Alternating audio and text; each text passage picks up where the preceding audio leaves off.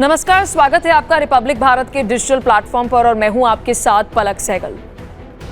2026 का बजट बहुत ज़्यादा इंटरेस्टिंग था। इस बजट में निर्मला सीतारमण ने अलग अलग सेक्टर्स के ऊपर डिस्कशन की, लेकिन एक सेक्टर जो बहुत ज़्यादा इंपॉर्टेंट है that is rare earth minerals और रेयर अर्थ मैग्नेट्स। सही सुन रहे हैं आप, ये आने वाले समय में हमारी भारत की जो नीड्स हैं, चाहे वो स्मार्टफोन्स हो, चाहे वो डिफेंस हो और चाहे जो अभी आप अपने फ़ोन पर ये कैमरा यूज़ करते हैं वो, यानी कि अभी हम रेयर अर्थ मिनरल्स इतने ज़्यादा ज़रूरी है कि अगर हमें इन स्मार्टफोन्स को बनाना है, बैटरीज़ को बनाना है, यहाँ तक कि इलेक्ट्रिक व्हीकल्स को बनाना है तो हमें इसकी ज़रूरत है। और शायद यही कारण है कि बजट में इस पर डिस्कशन हुई।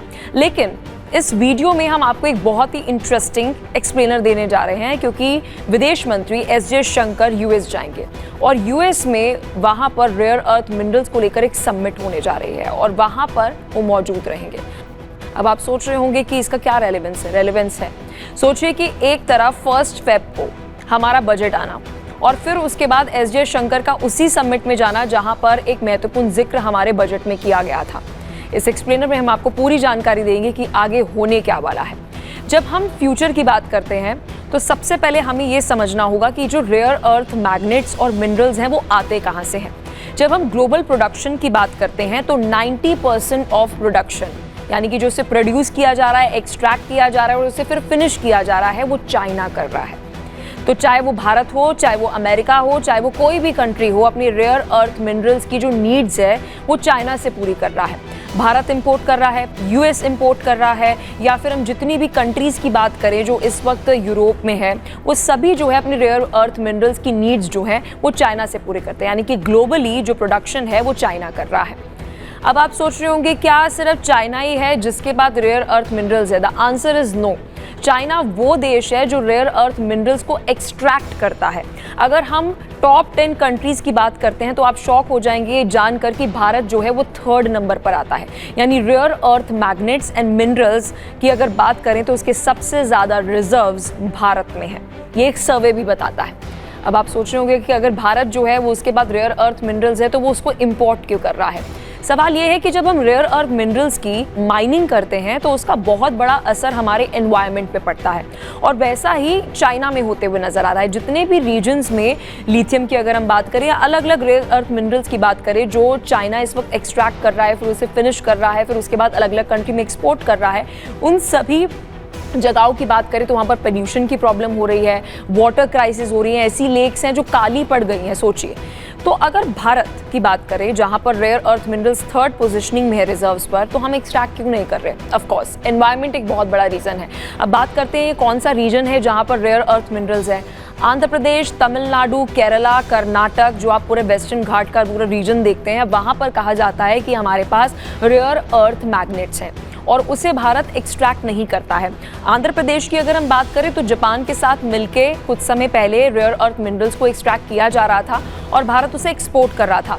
लेकिन हमारी डोमेस्टिक नीड्स को देखते हुए और फ्यूचर को देखते हुए भारत ने उस पर एक रोक लगाई है कि आंध्र प्रदेश में जो रेयर अर्थ मिनरल्स एक्सट्रैक्ट हो रहे हैं, फिनिश हो रहे हैं, उसकी नीड्स अभी भारत में पूरी हो।